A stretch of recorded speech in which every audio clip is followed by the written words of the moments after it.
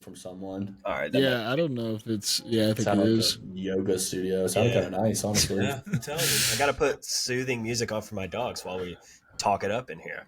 Let me That's tell you very guys kind something. of you. Nothing feels better than just putting on your man cap and just getting work done around the house as I did this weekend. I also did a lot of playing World of Warcraft and drinking beer, but in between that, I retiled my pantry by myself. Well, I had a friend help me, but still, somebody was going to charge me $600 to do it. And I just put on my big boy pants and did it myself. You Did know. you like have the weekend off or like? Well, I'm You off don't, Sunday, Monday, Tuesday. you don't So work anymore?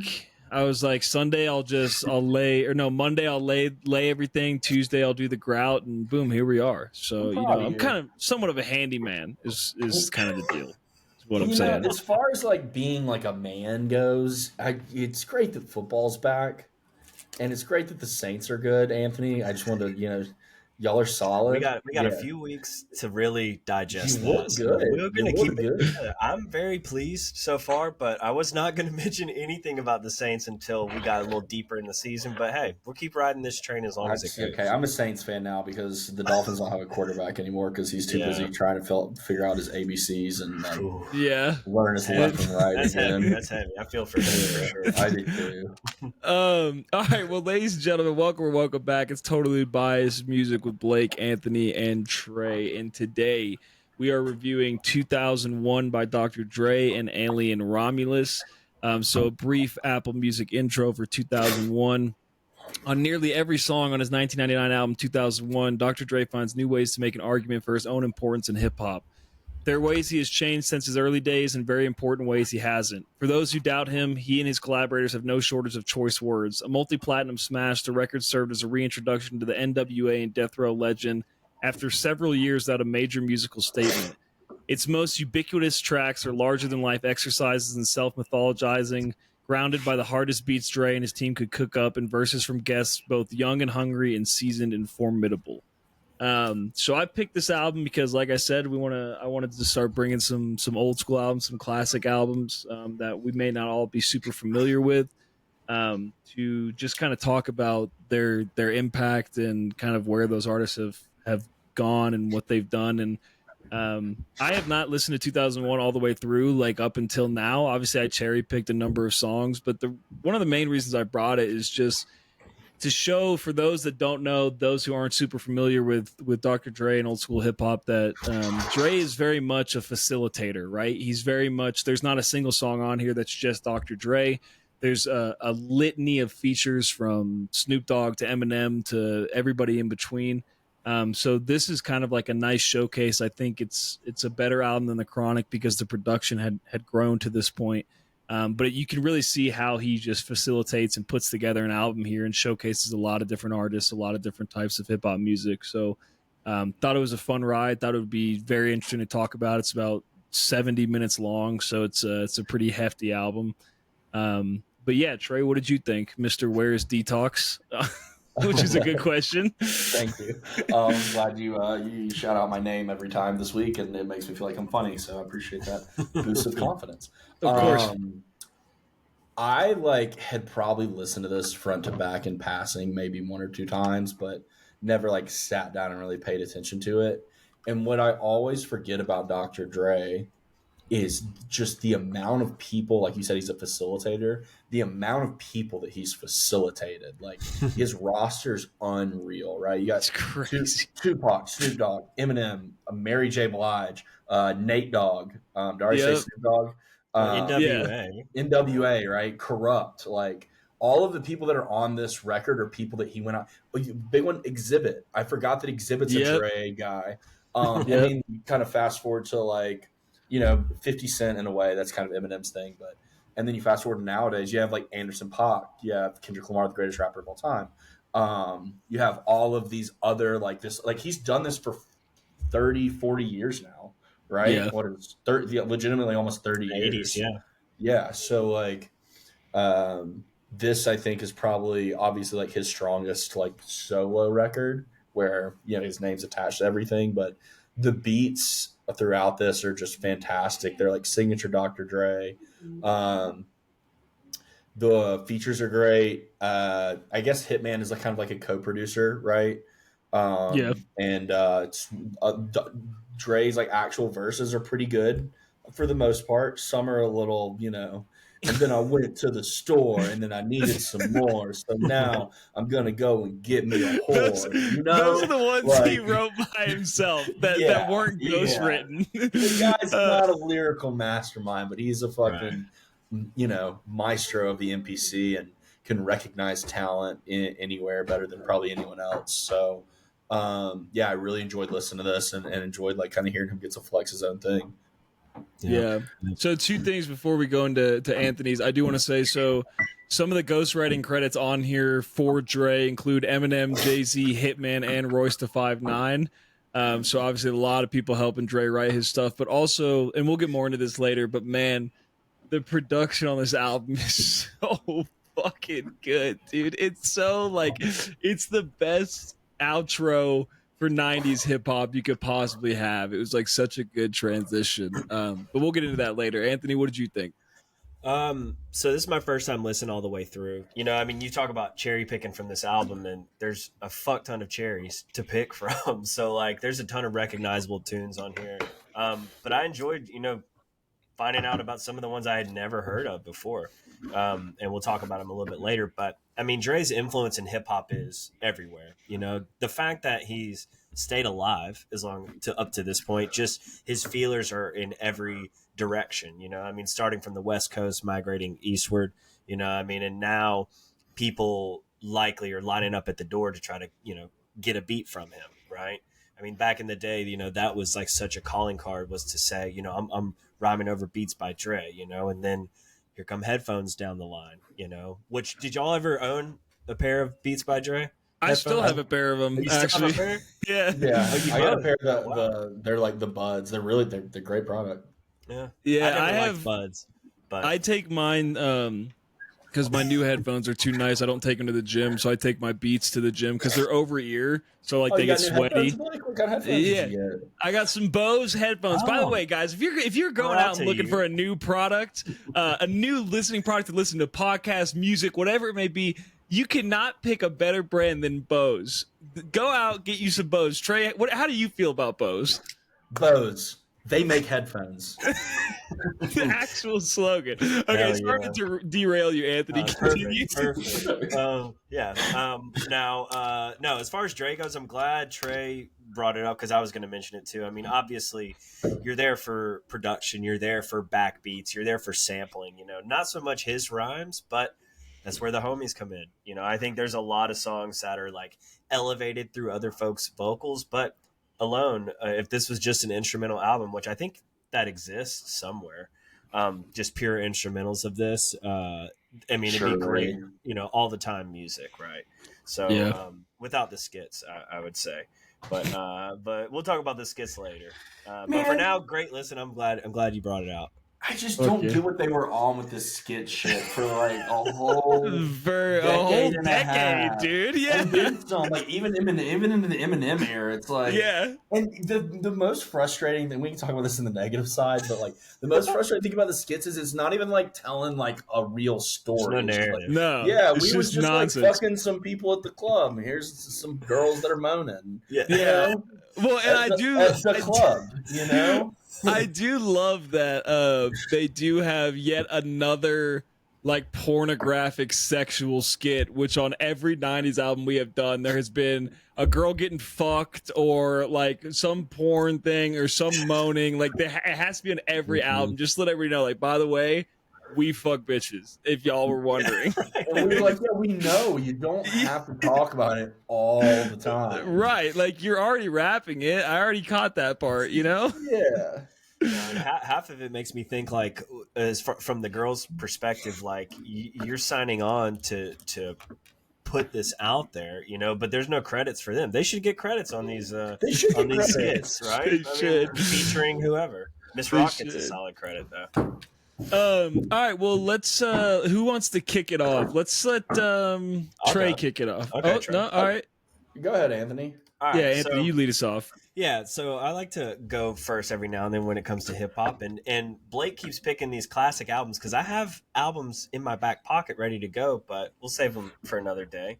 But like I was saying, I really enjoyed this listen. You know, there were things that I was recognizing, like from a sample perspective. You know, Pretty Lights has his fingers in deep in this album. You know, and it's really cool to kind of hear it come to life in new forms and fashions. Anytime you hear a Dre beat in a live perspective, you know, it's going to take the party to the next level. I mean, everyone's going to resonate when they hear, you know, the beginning part for, you know, Forget About Dre. You know, they will recognize that from miles away.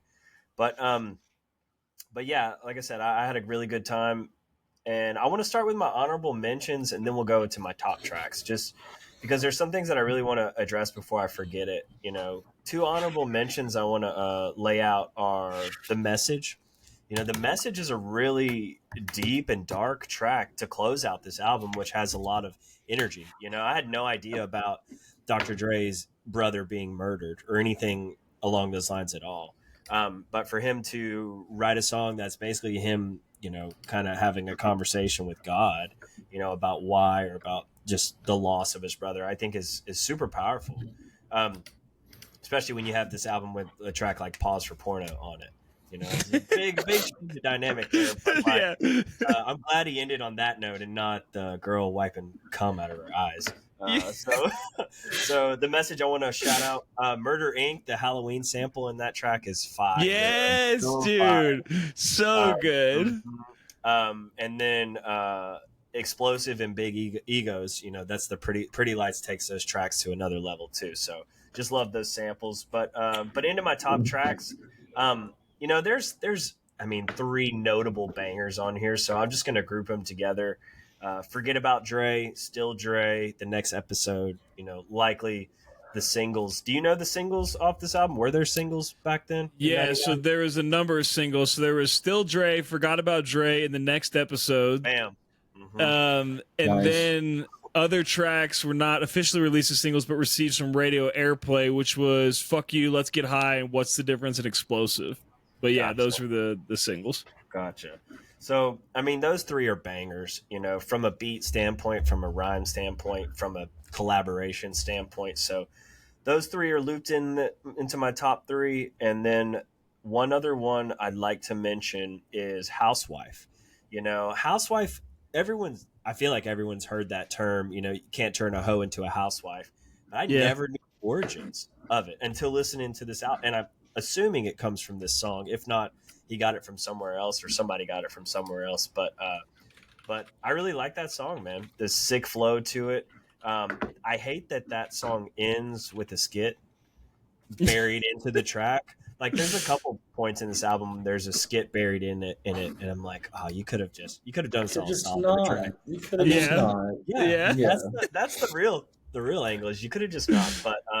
But this album, you know, the bangers that it has, they are fucking legendary tracks. So solid grouping of my top tracks. Forget About Dre, Still Dre, next episode, and The Housewife. Nice. I like that. I respect that.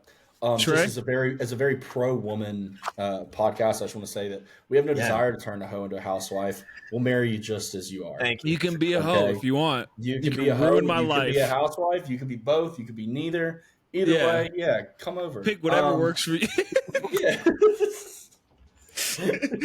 Be you, girl. Trey said, "I'm very alone. Please, I'm very alone. Please help me." Anyway. My dog. Okay, so my top three.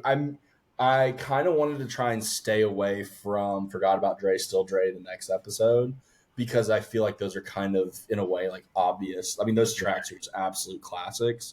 Right? Yeah, and they're like his most famous songs too. Right, like, and that's something I guess I didn't realize until I went down. And even "Fuck You" is a pretty big song. "Explosive" obviously is a pretty big song too. That's where I want to start for my like probably number one track. Like that track is phenomenal. The guitar lick and the way that he like chops it up, like it's not just that.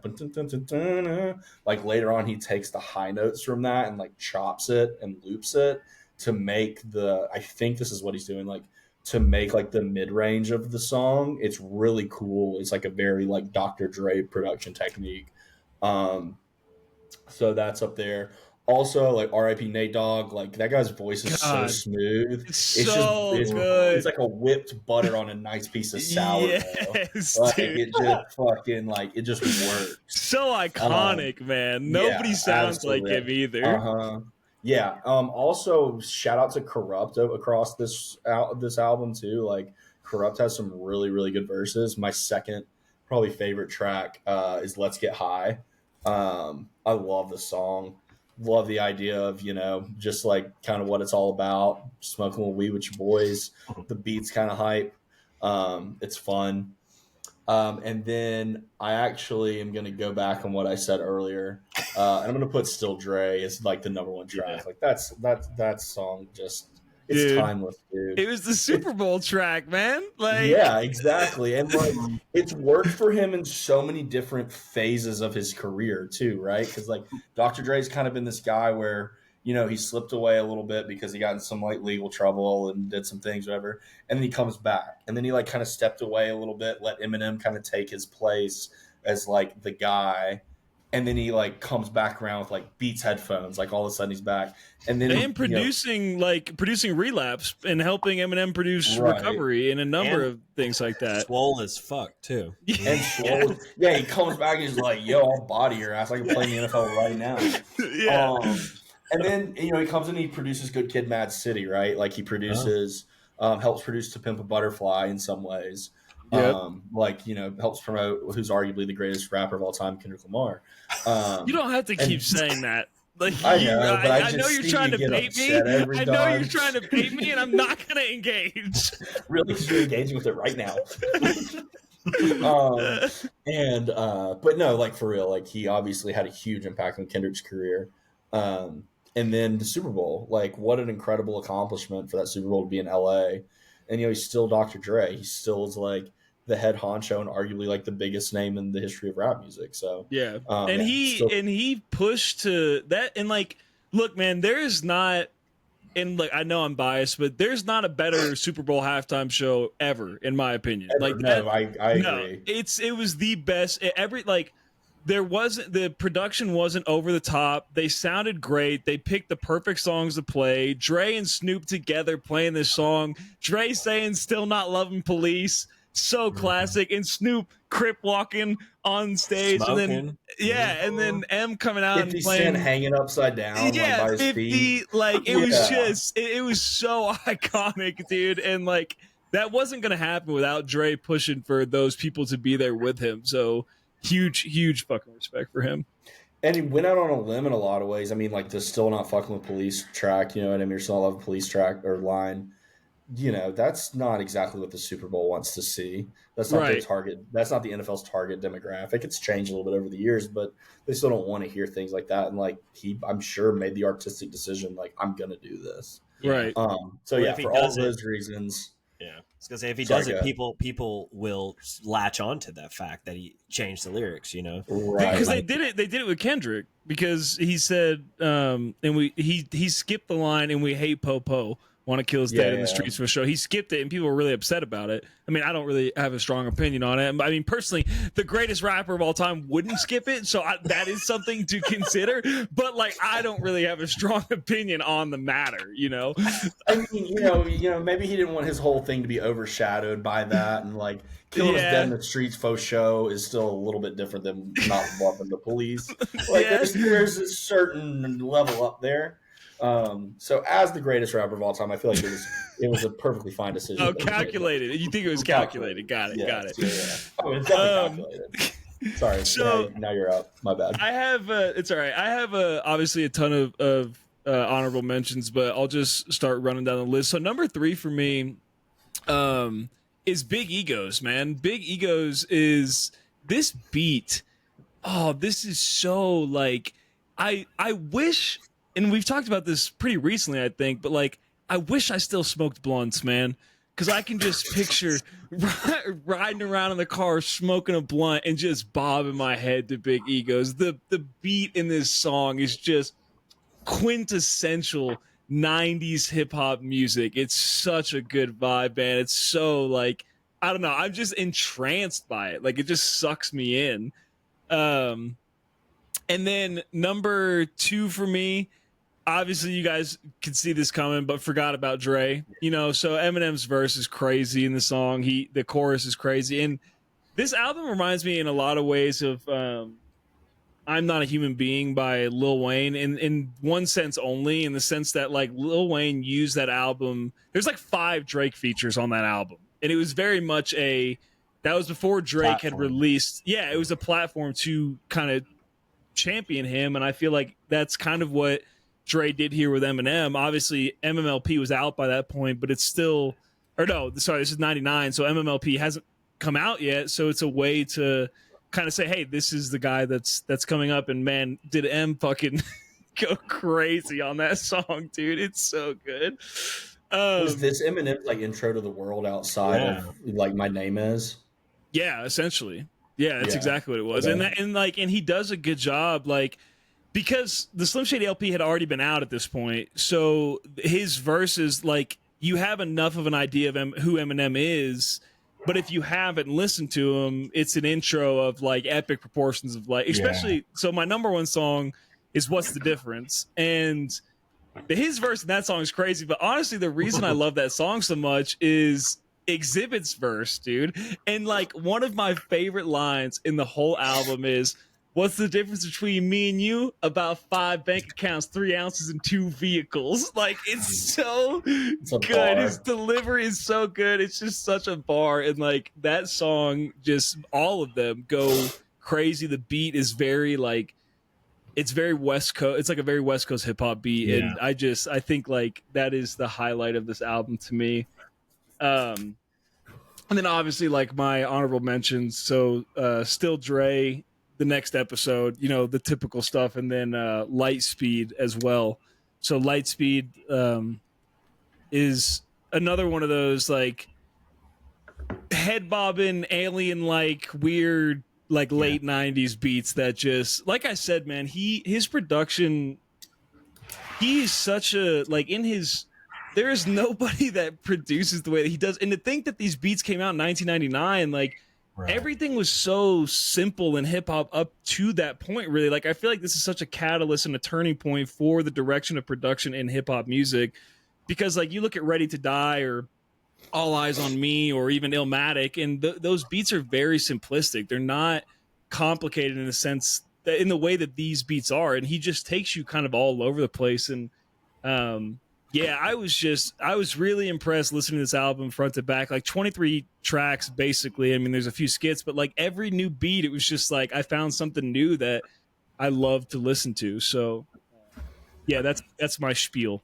Yeah. Any thoughts on that? It speaks a lot to Dre's beats being so identifiable, you know, like you can play a track to someone, play an instrumental to someone, and you will recognize that this is Dr. Dre, you know, which I think it sets him apart from all the others, because it is so, you can pinpoint exactly where this thing came from. But again, his influence just reaches everywhere, you know, after this. So massive props. And you gotta think about the way that he's producing these things too. Like, he doesn't have Ableton where he can like manipulate and like digitally alter all of these different stems and samples and stuff. Like, he's straight up taking a track, splitting it through on an MPC, mapping it out on a beat pad, and then like playing it out. Like, and that's how he learned to produce, like very analog. And like the way that he's developed his production techniques to like stay with the times.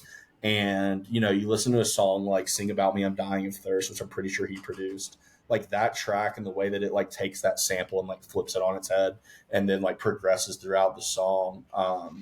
It's crazy that he's been this good for this long. He's like the LeBron James of hip hop, basically.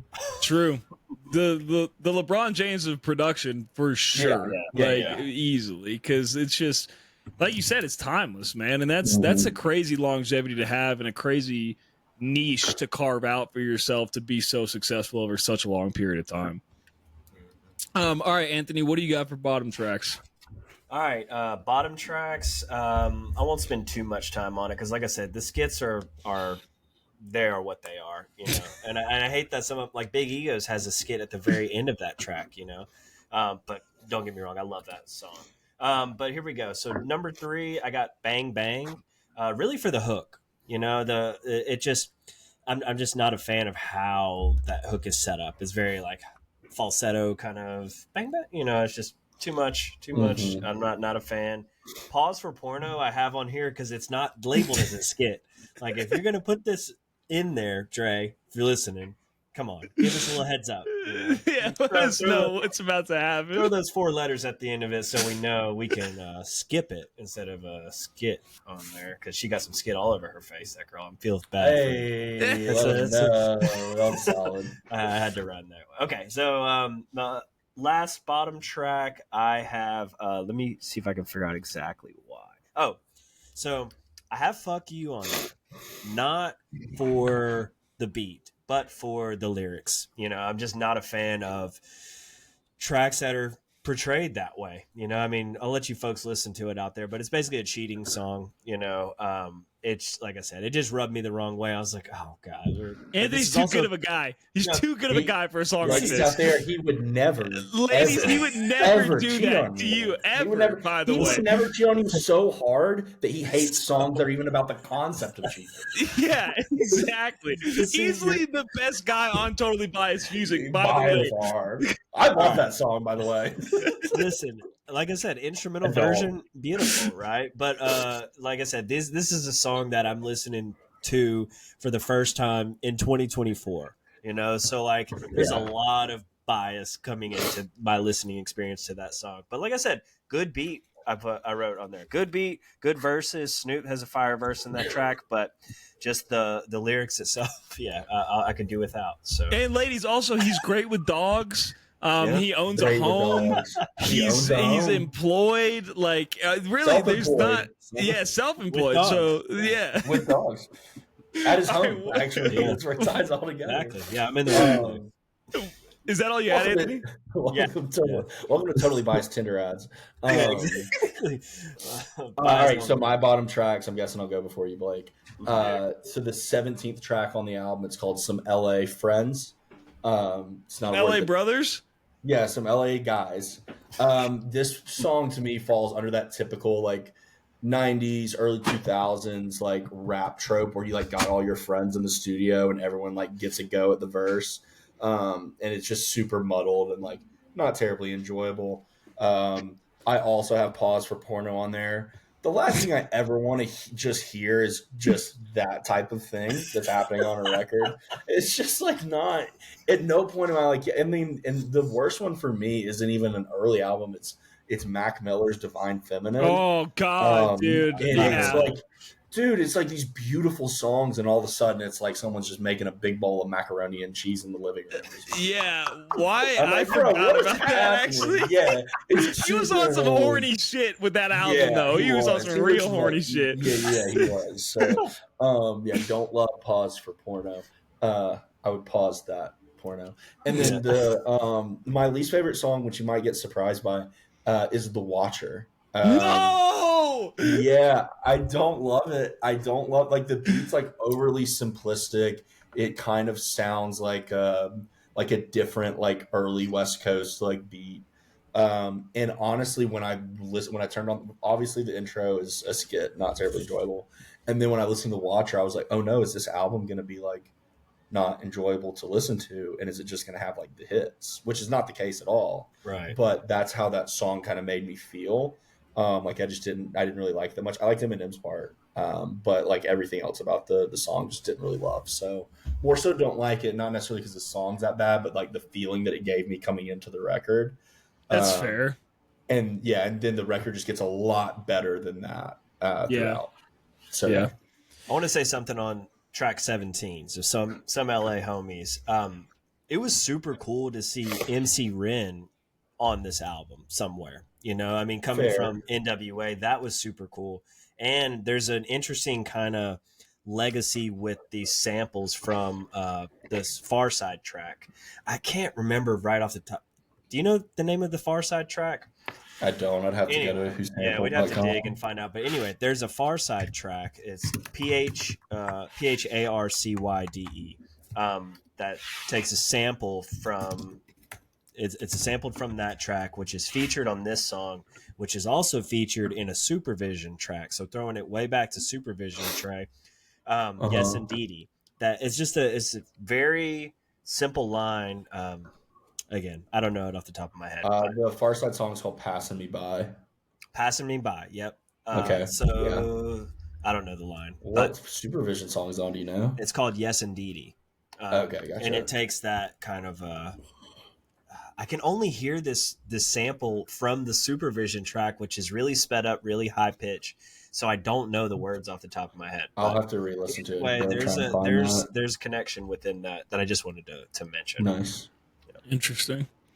So all I had really was some LA brothers or LA homies. What if I just said it? You think that would anybody would react to that? Yeah. I mean, I don't think it would be enjoyable for me and Anthony. Yeah. We're the only right now. We wouldn't love it. I don't know how other people feel about it. But you know what I wrote? I pulled an Anthony. I said, too many cooks in the kitchen, man. Too many cooks in the kitchen. And I'll rewind on that. It was just too much. And then Bang Bang. That was my only other one because that chorus or whatever the fucking that hook, that voice, what I did, nah. That shit was jarring. So yeah, so that's all. That's really all I had. Before we get into the rankings, I just want to say commercial performance. So it sold 575,000 copies in the first week.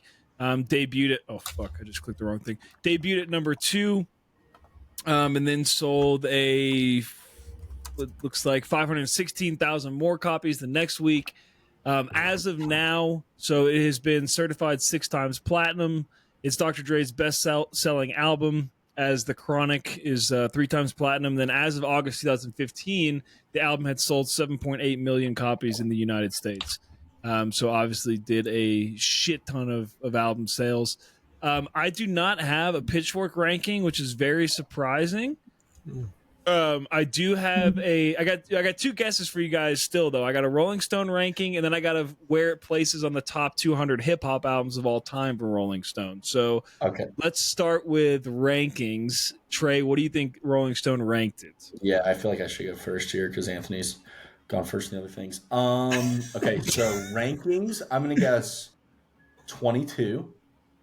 All right. Wait, and it's then, out of 10, right? And then, he's talking about ranking was 1 through 200 top hip hop albums. Gotcha. Right. Top albums, right? Okay. Yeah, so 22. And then rating, I would say they gave it a 4. All right, Anthony, what's your guess?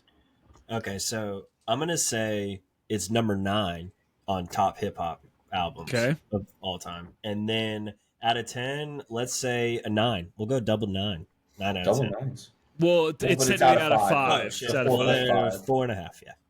All right, so it is ranked number 13 on the top 200 albums, 200 hip hop albums, and it is a 4 out of 5. So you guys are both pretty close, actually. Yeah. So some albums ahead of it. Number 10, by the way, Lauryn Hill, The Miseducation of Lauryn Hill. Number 8, Wu-Tang Clan, Enter the Chamber, or 36 Chambers, which we definitely need to do at some point. And then Trey, you'll love this. Number 6, My Beautiful Dark Twisted Fantasy. Number 5, To Pimp a Butterfly. All right. And then number 1, we've already talked about this, but number 1 is Ready to Die, which I agree with. All right, so personal ratings.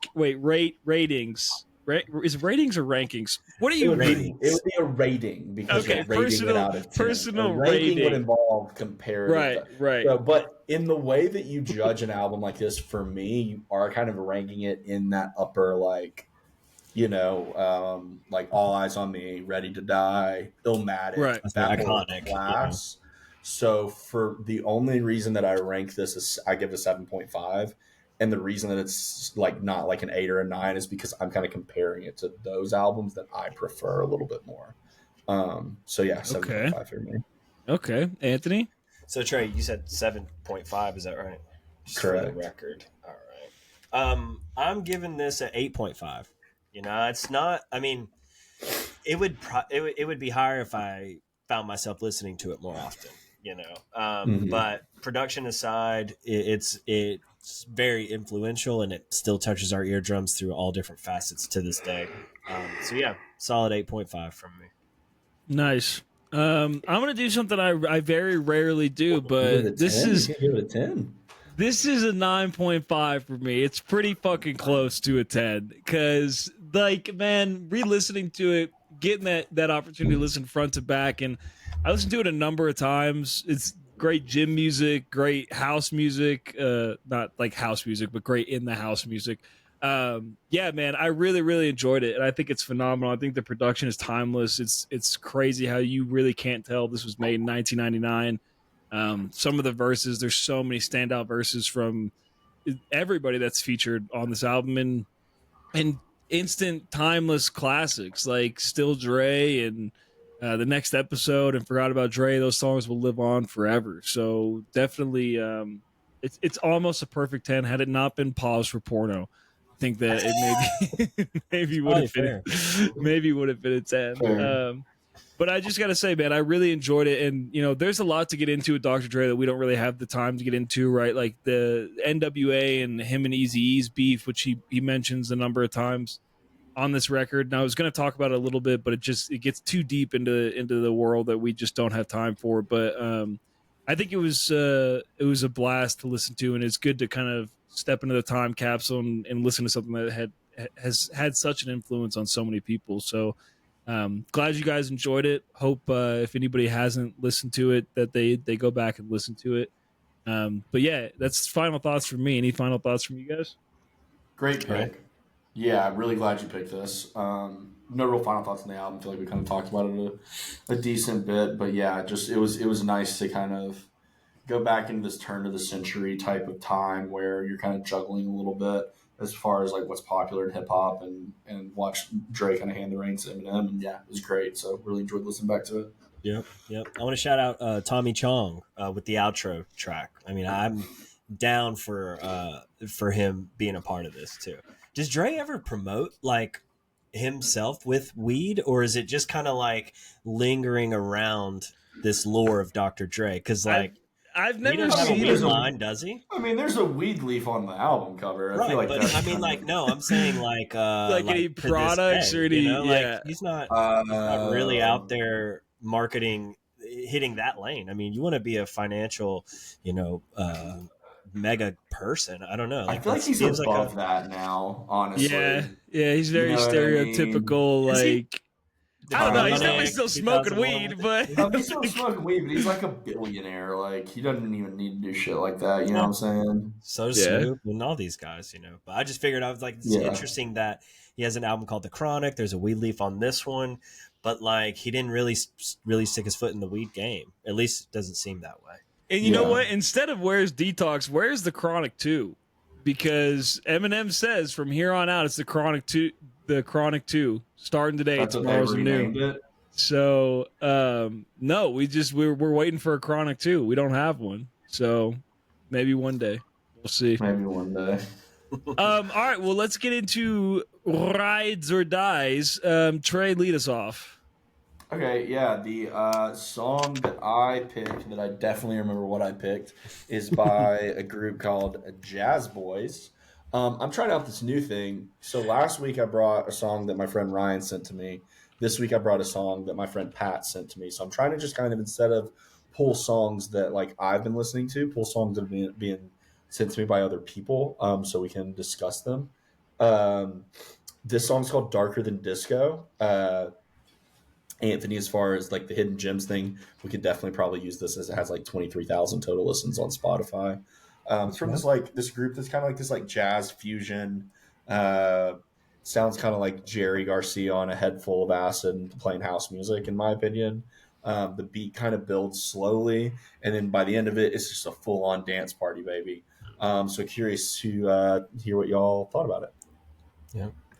Yeah, I'm re-listening to it right now. But so I was This was borderline for me, Trey. This was a tough decision. It came down to the wire. It came down to Game 7, 4 seconds left, tied game. LeBron James on the outer rim. Kyrie's open. What does he do? That's how suspenseful this was.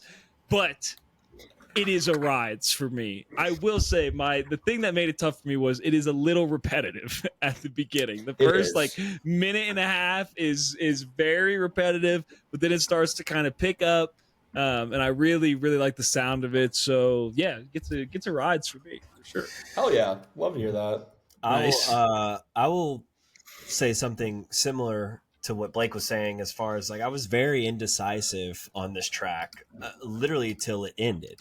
And I think what sold me on this track was it ended and the next track played, and I wasn't focusing on the song being over. I was like, wow, I just got lost in the track. So this one rides for me too. I like the kind of progression that it goes. I was wondering if it was going to really stick into the same lane that it starts in, but the way the song kind of traverses time, I really caught myself losing myself in the track. So that's a rides for me. Good pick. Who'd you say brought that? Ryan? No, a guy named Pat. Pat, shout out Pat. Asheville. Shout out Pat. Yeah, folks, listen, if you're listening and you have tracks that you want us to utilize as rides or dies, send them in Spotify. Yeah, you can comment at the bottom of Spotify. You can text one of us if you know us. Find a way. DM the TBM Insta. Don't text me. DM Instagram. send us DMs. Yeah, send us some tracks and we'll review them. I just want to call something out since I've returned. I think I'm 100%. Hey, I don't know if that's accurate. I think it is. We will check the records. We can check the archives. We'll check the records. I think that's right. Well, we know what's coming next week then, brother. Regardless. All right, Anthony, what do you got? All right, so one of my favorite artists, Keller Williams, I was doing some man stuff yesterday. I'm building a tree platform for my dogs out in the yard. So I was we're so fucking Trey. What have you done this week, huh? You build anything? You lay anything on your what have you been doing? So I was digging holes and cutting lumber and putting things together. So I played Keller's Laugh album, which opens with Freaker by the Speaker. So I was like, let me let this thing go. Okay. And about 3/4 of the way album through, I started to hear things because I wasn't really paying attention to it, but I heard him talk about Bob Barker and Rod Ronnie, and I was like, oh, wait a second. Like, I know those guys, so, like, let me play this song back. And I listened to it again today, and this song is so fucking cool because it is an episode of The Price is Right consolidated into a song. And I'm a huge Price is Right fan. I don't know if I'd never talk about it with anybody, but, like, I fucking love that show. And did you go try and be on the show one time? Oh, yeah. I did actually when they came to Birmingham, got a name tag and signed up and all. Didn't get selected, but fun experience. But yeah, so this song is super unique. I really enjoy. I mean, the instrumentation is great, but like Keller Williams, I think is a great example of how you can really make a song about anything, and it's really when your energy and your emotion and your talents are being translated through the music, it will anything can shine. But like. This one being so cool because of the Price is Right feel. So, so what are y'all's thoughts on the song and of the Price is Right? Okay, so I would like to go first, if that's all right. Yeah. Yep. Ladies, the man loved The Price is Right. Yeah, I mean, come on. Yeah, like who doesn't love a good game show night? He'll cook you some food. You guys can sit on the couch. You can watch some game shows. It'll be great. He's going to know the price of everything. So, I went back and forth on this as well. I love the music behind it. Some of it's a little like goofy for me, but that's kind of like, it's almost like a suspension of disbelief when you're watching a movie. If you're listening to Keller Williams, you kind of got to give like the suspension of he is just goofy. Like, yeah, he's a little goofy. He's having a great time. Have I talked about the Keller Williams story on this podcast before? Mm-mm. I don't believe so. So really quick, this is going to take like a minute, but it'll be fine because it's really funny. So one time a friend of mine threw like a Renegade set at Sewanee for Resonate, and he was DJing, and this guy kept coming up to him, was like, oh man, this sounds really cool, and like was kind of a little inebriated in some capacity. And finally, my friend had to be like, hey, man, it sounds a lot better in front of the speakers. Like, go out there and listen to it instead of like bothering me. I'm trying to play. Right. Well, the next day, we're at the shows. And my friend goes, holy shit, that's him. That's the guy. And it was Keller Williams. And he'd come out on stage and was playing What music. the fuck? So Keller Williams is one of us. He's one of us. He's a man for the people. I give this a hard rides. All the love to Keller. He's awesome. He's been doing it for a long time. I did not pick up on the Price is Right thing, but now that you say that, I'm gonna have to go back and listen to it and read the lyrics. Yeah, it literally breaks down. That makes it pretty fun. Right, Blake. Yeah, so I don't listen to a ton of Keller Williams, but I do like this type of music, obviously in the right setting. And you sent it at a good time because I was laying the grout for the tile, so I threw it on.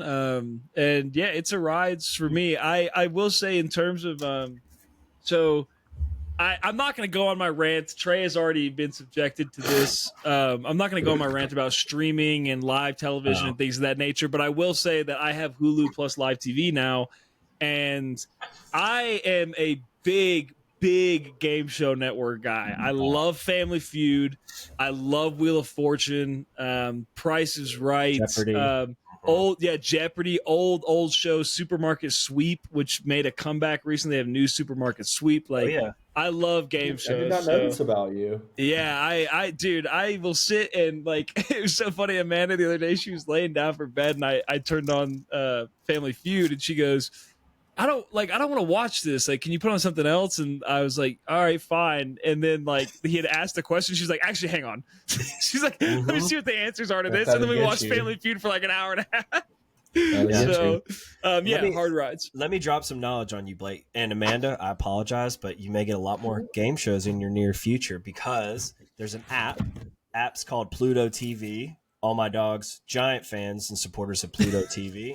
But they have it's basically free cable, right? But they have specific channels devoted for Price is Right, Wheel of Fortune, Jeopardy, Let's Make a Deal, Supermarket Sweep, classic retro shows, Family Feud. Fuck yes. So like I gotta get on that. It's pretty loaded. So yeah, Pluto TV. And again, Amanda, apologize, but you'll forgive me later. Hell yeah. Okay, so my song was a Man on the Moon 3 song, which we have done Man on the Moon 3 before, I believe, on this podcast. I am losing track of things, but it's Rockstar Nights by Kid Cudi with Trippie Redd. And the reason I picked this song, honestly, is because so Zane Lowe is an interviewer for Apple Music, and he does interviews with a lot of hip hop artists when they release albums, and he did one with Cudi for Man on the Moon 3. And one of like the most prominent points of that interview for me is when they talk about the song, because the song is essentially about dead hip hop artists and how many dead hip hop artists there are. Like, that is the crux of the chorus. It is the crux of Trippie Redd's verse. And obviously artists that are within hip hop and people that listen to hip hop music have dealt with, a lot of death. And I know we're all Mac Miller fans, but I'm a big Nipsey Hussle guy, Pop Smoke guy, Juice WRLD guy. So there's a lot of artists that I listen to that I'll never see again, and I think that's the main crux of the song, which is kind of a contrast because your guys' songs were pretty happy and this song is actually pretty fucking depressing, but I really enjoy it, and I think it's a topic that needs to be talked about. And there's a moment when Kid Cudi comes in for his, I guess technically his third verse, where the beat changes, his voice changes, and like I just really like that transition in the song. But yeah, what do you guys think? Trey, would you like to go? Yeah, sure. In this album, I remember when we reviewed it, we talked about how some of the tracks had like triplet verses, like triplet rap verses, and how like we didn't think that it all worked. But I remember talking about this one, I think, and talking about how I really liked the way that it worked with Kid Cudi's voice in this song specifically. I love the song. I think it's great. Hard rides. The beat's fun. It's like it has that negative, kind of like what you talked about, subject matter, but like the song itself doesn't sound overly negative or dark. Just it kind of has like a little bit almost of like a balance with the uplifting like synth on it. True. Yeah, I really like this song. Nice. So yeah, hard rides. I forget what. Remember, this album was broken down into like 4 parts, right? And this was on the last part of it. I forget what it was called, but I might do some research. Yes, I remember what you're talking about, but yeah, I don't remember off the top of my head. Anthony, what about you? So for the record, we have Man on the Moon 3 recorded. It hasn't been published or put out into the world. It's one of our lost episodes. So if you guys like, we can release it at some point, maybe next week or over the weekend for the Probably folks. has audio issues. Yeah, but like I said, if y'all want to put it out, we can. Interesting. We'll leave that as a mystery to our listeners. But so for this song, so I did not know, or I did not pick up on the lyrics so much because I was so distracted by that beat. This beat is this kind of, I don't know how to categorize it, but I just don't like it. And really, like, you're interesting. Yeah, you know, I mean, it's just quintessential like new age hip hop that just rubs me wrong. I don't know how else to describe it. But Blake, your breakdown of the vocals really throw me for a loop because I'm like, damn, that went right over my head, and that just proves how distracted I was by that beat. But I'm gonna give this a rides because it's basically a re-listen. I need to give it a re-listen, like I'm turning the ignition. I don't know if it's gonna start or not, so I'm going back in. But for the record, I'll give it a rides. You know, shout out Kid Cudi, and I think we should also do the great Man on the Moon debate with 1 and 2 and rope Christian back in here. So Christian, if you're listening, come talk a Man on the Moon with us. I mean, there's no debate to be had. It's 2, but I think that would still be a fun episode. It would be a fun episode to do all sorts of things. All 3 in 1. Now, 3's a dark horse. Honestly, 3 is really good. Yeah, true. I would disagree.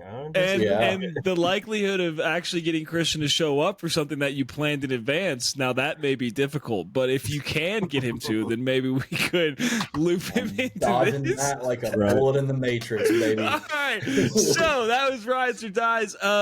Trey, you picked Alien Romulus for the movie, and you've been in Alien verse for the past 3 weeks. You've been in that bitch. You've been deep going through the movies, seeing everything, and you finally got to see an Alien movie in theaters, which you have not had the chance to do up until now.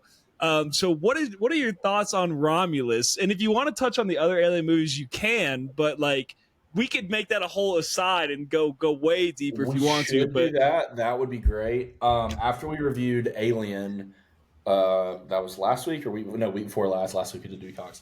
After we reviewed Alien, I was like, I really enjoyed it so much that I was like, this is a whole world that is obviously very well developed and has spanned decades that I had known nothing about. And Blake, it's not often that you're right about things, but you're really right about Alien. Thank you. That means a lot to me. Like, if I could be right about one thing, it would be that. Yeah, it is Alien. I mean, dude, these movies are awesome. The only one that I have not seen is Alien 3. Okay. I went back and I just started Prometheus after Aliens. I really liked Prometheus. I really liked Covenant. So I was like, I got to go see Romulus in theaters. And let me tell you, that movie is fucking amazing. So good. The camera work in it and the way that they it's like, I want to talk a little bit about the scene where, not to give anything any crazy spoiler alerts. Lay it all out. Fuck it. So the scene where she makes the genius move to turn the anti-gravity on and then shoot the aliens, and then they're having to fly through the acid blood, and the way that they're turning and having to twist their bodies, and the camera is rotating and zooming in and then doing the same thing and zooming out. It's just masterful. Mm-hmm. There's all kinds of really cool shots. The humanoid alien, architect combo, xenomorph thing, whatever. At the end when he pops out, I God, I peed my pants a little. I jumped. I really did. It was super, super scary. Yeah. And honestly, the whole movie was really scary. It was great. I mean, in a good way. And you know me, I get scared easy. I'm a baby. But yeah, I had a blast. I think it's probably my favorite out of all of them that I've seen so far. Damn, really? That's crazy. Well, it's just I feel like the special effects and all the nods that they did to Alien and Aliens worked really well without kind of crossing that threshold into too retrospective, fan service. Fan service. It was these small little hidden things that were fun. There were some similar shots I thought that were an homage, when she's standing in front of the thing and the space suck is happening. I thought it was really good. I could talk about this movie for days. And don't forget the leave her alone, you bitch. That Yeah, that was her. Yeah, Get away from her, you bitch. I will say so. I touched on this like weeks ago when we talked about Alien or Aliens. But I think like what makes Romulus so good is it is the perfect blend of Alien and Aliens because there's Alien is a haunted house horror movie. It's an isolated place, right? Like it's all for the most part compact and it's very kind of ominous and scary in the sense that you're in this tight space. Romulus is the same feel, but it has multiple aliens, and that's what you're missing in the first Alien. Is like, oh, I wish there were more, and then Aliens comes out, and you're like, holy fuck, there's more of them. And so, I also like that the twist happens earlier too. So, like, you know that Andy is a bad guy, like from the beginning. Sorry, I didn't mean to cut you off. No, that you're like kind of that like raises the stakes, where the stakes feel a lot more real because you know that his number one directive is not to serve her anymore. It's to serve the company. Right. And like it's in that whoever that actor is, he needs to win Best Supporting Actor for sure. I mean, it's amazing. He killed it. He killed, and his voice changed. Did you notice that his voice changed? That shit is crazy. Sorry, Anthony. We've been ranting. What did you think? That's cool. No, I mean, like I saw this when it came out, and I saw it again today. Like I had a couple hours in between lessons, and I was like, dude, let me pop in there and go catch it. And I walk into the theater by myself. No one's in the theater, so I'm like, oh fuck yeah, I'm gonna take notes on my phone. We're gonna just kick back. But right when they get on the ship to leave the planet they start on, so like everything I saw was in space. There's just a quick little scene of the guy lighting a cigarette from like way down and the flames like way high. That super part cool. Is sick. But these Alien movies, the first one is a very straight line narrative. You're just seeing what you're seeing. You don't really have a lot of exposition. Aliens, there's more diversity within the plot itself. But this one was they're all such great exercises of tension. The first Alien, you don't even know what it looks like until you get to see it, right? But this movie, there's a lot of stuff where it has that ship exploration when they dock with Romulus and they're going to explore and they don't know what's on there. You're kind of along that journey with them. The sounds are really good, and the absence of sound, like when they're outside the ship is very, very haunting and silent, The pregnancy, like the girl is pregnant, so like you have this kind of feeling like there's going to be some twisted shit coming out of that, which goddamn, that scene is wild. That is wild. And also just like the another mention on the sounds is the face huggers when they're moving around, they're just kind of like creepy crawly, or in the water and they're splashing and shit. Yes, there's some really grotesque practical effects in Romulus. I think when they're in the cocoon thing and like he like puts the shocker like inside the cocoon. Yes. He like pulls it out and the fucking acid dripping is what kills him. Like, what about when they pull the face hugger off of that girl and it just the snake comes out of her? Oh my god, that was the one that got me. I was like, oh my god, like okay. So like with knowledge on the series, Blake, like have they really shown that kind of detachment before?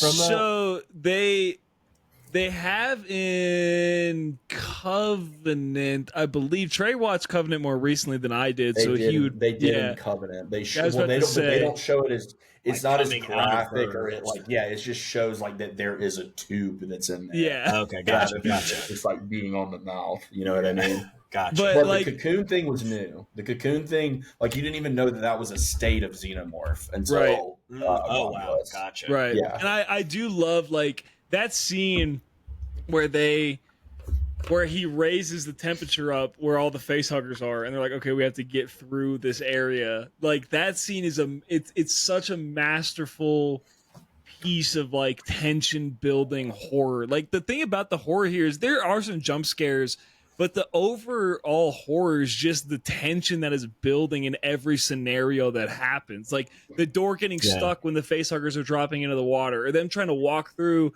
and he's like, don't sweat. You can't sweat because it'll cool your body temperature down. And then he looks at him, he's like, run, and then it's just all out fucking like. There's just so many masterful like tension scenes that just make you like build your anxiety in the sense that it makes you scared, not in like a jump scare type of way, but you're scared for what is about to happen. Right. And I think like he just Fede Alvarez is the director. I think that's how you say his first name.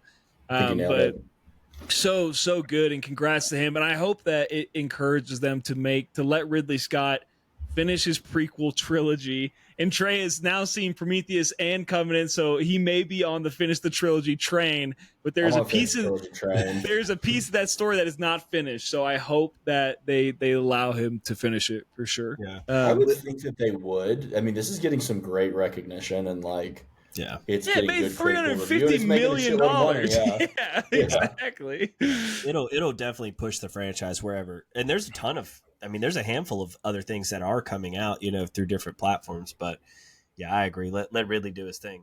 And I want to mention one other homage that I caught the second time I watched it. So I didn't grow up with the Alien movies. I didn't see Alien till like last year, I think. But there's a scene where, what is her character's name? The lead girl, Kaylee Spinney, right? Rain. Yeah, something like that. Okay, so Ripley Jr., whatever you want to call her. So she has the pulse gun, and there's a scene or a shot where you get her point of view down the little alley or the terrace or whatever, and you see the xenomorphs like crawling the top corner and the bottom corner, and it's iconic, just like the old arcade game. Where you're playing the shooter game and you're pointing, bam, bam. It's like picture perfect, like identical to that, or at least that's what it felt for me, because I remember that game. I never watched the movies, but I do remember playing that game, and it just felt so like first person shooter type of angles. So that was super cool. I definitely wanted to mention that. No, that's sick. Yep. Okay, so next week, I have movie. So who has album? Trey or Anthony? I got the album. Anthony. I'm a no pick boy this week. What's that? Oh, no picks. I'm a no pick boy. Thank God. So all right. So this album came out last year. It was one of my top albums of last year. By a man who goes by the name of Random Rab. The album is called On Magnificence. Spotify, Bandcamp, you can find it everywhere. Should be a good listen. I'm assuming both of you guys had not heard this album before, so we'll get. And how do you spell his name? What is his name? Random Rab. So 2 words, random, and then second word R-A-B. Okay. Android Jones artwork for the album. Nice. Okay. So for me, for movies, so we're kind of in. Anthony and I both watched the Apollo 13 documentary that came out, which was phenomenal. But kind of on the Apollo 13 alien vibe, and I've been on a history kick recently, so I'm gonna make you guys watch First Man, which is on Netflix. It is a biopic about Neil Armstrong. Look at that. About Neil Armstrong. Really, the reason it's not the reason I'm letting it slide is because it's more about the first moon mission and less about Neil. There's a lot of other pieces to it. It's more about landing on the moon for the first time.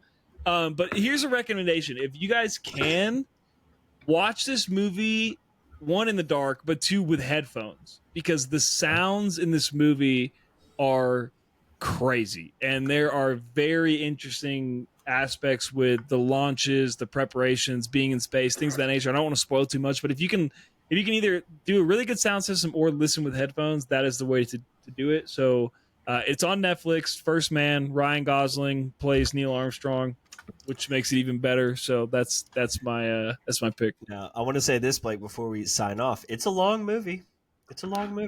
Is it? How long is this movie? I see 141 minutes.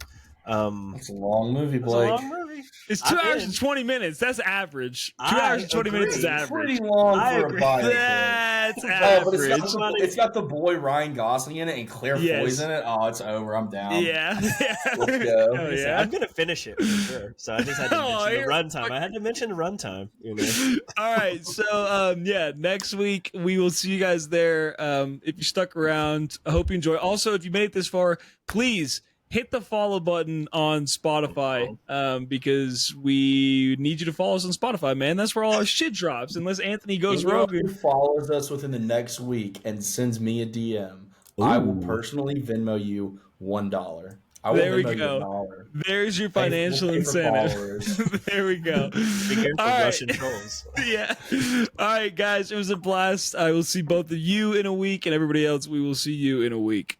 Peace. Peace.